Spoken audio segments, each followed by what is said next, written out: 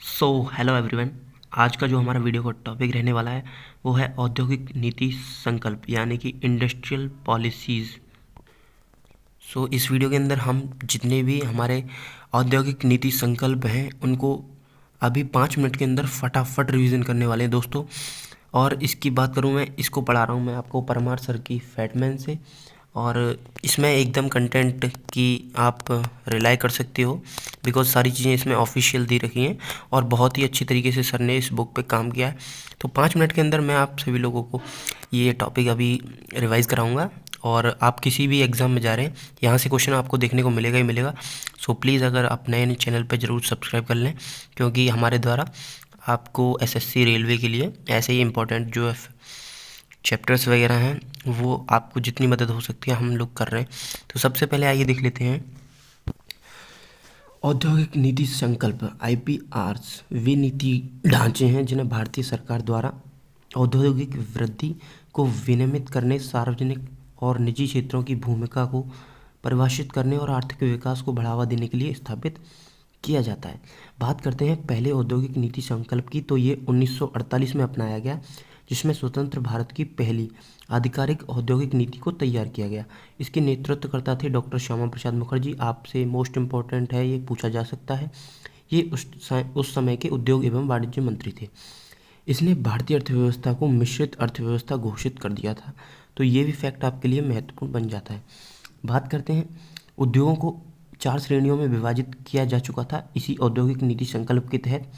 तो 4 थे: सामरिक उद्योग, मूलभूत या प्रमुख उद्योग, तीसरा था नियमन और नियंत्रण, और चौथे थे अन्य उद्योग। अब बात करें सार्वजनिक क्षेत्र में, तो रेलवे, रक्षा, परमाणु ऊर्जा और सार्वजनिक निजी यानी कि प्राइवेट और पब्लिक दोनों में, तो ये कोयला, इस्पात और विमान और दूरसंचार शामिल थे। तीसरे में बात करें नियमन और नियंत्रण में, तो चीनी, सीमेंट, वस्त्र और अन्य उद्योगों में आप देख सकते हैं तो उपभोक्ता वस्तुएं और लघु उद्योग शामिल थे। नेक्स्ट बात करते हैं लाइसेंस राज की जो शुरुआत है सरकार द्वारा उद्योगों पर लाइसेंसिंग के माध्यम से नियंत्रण करने के लिए की गई थी। यह प्रमुख उद्योगों में सार्वजनिक क्षेत्र के वर्चस्व की नींव रखता है। बात करते हैं 1955 में ग्राम एवं लघु उद्योग समिति, जिसे करवे समिति कहा जाता है, ने ग्रामीण विकास को बढ़ावा देने के लिए लघु उद्योगों के उपयोग की संभावना को नोट किया था। तो आइए दोस्तों देख लेते हैं दूसरा औद्योगिक नीति संकल्प जो है। तो आइए देखते हैं दूसरा औद्योगिक नीति संकल्प जो 1956 में भारत सरकार के द्वारा अपनाया गया था 1956 में। इसको भारत का आर्थिक संविधान भी कहा जाता है। ठीक है, ये नोट करने वाली बातें जो रेड रेड हो रही हैं, यह भारत में समाजवादी औद्योगिक विकास के लिए एक रूपरेखा तैयार करता है। इसने उद्योगों को 3 श्रेणियों में बांट दिया। पहले में जो है औद्योगिक नीति संकल्प में 4 कैटेगरीज थी, लेकिन इसमें 3 कैटेगरीज हो गई: अनुसूची ए, अनुसूची बी, अनुसूची सी। आपको याद रखना है, पहली अनुसूची में 17 उद्योग थे जिसमें सार्वजनिक क्षेत्र का एकाधिकार था, जैसे विमान हो गया, परमाणु ऊर्जा, रेलवे, हथियार और गोला बारूद, इस्पात और लोहा आदि शामिल थे। अनुसूची बी में वे उद्योग शामिल थे जिसमें प्राइवेट और पब्लिक दोनों क्षेत्रों का अधिकार था, जैसे एल्यूमिनियम, मशीनरी, उपकरण और रसायन आदि।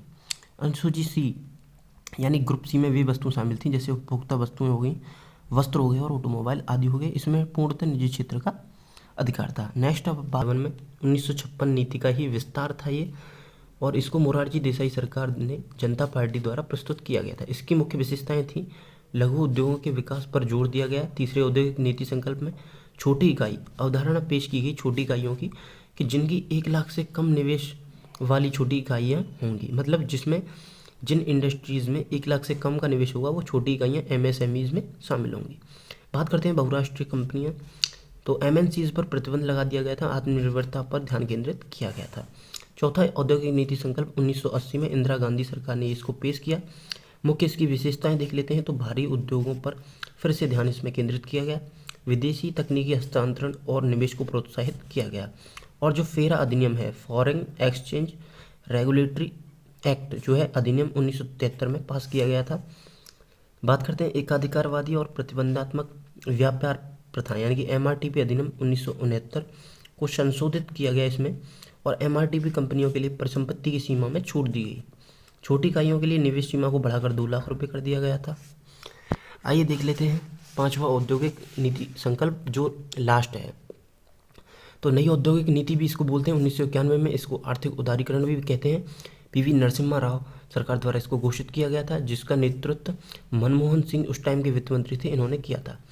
बात करते हैं इसमें मुख्य विशेषताएं क्या हैं। तो लाइसेंस राज की समाप्ति कर दी गई, ठीक है, और निजीकरण सार्वजनिक क्षेत्र के उपक्रमों PSUs में विनिवेश किया गया। बात करते हैं प्रत्यक्ष विदेशी निवेश खोला गया, यानी कि FDI खोला गया।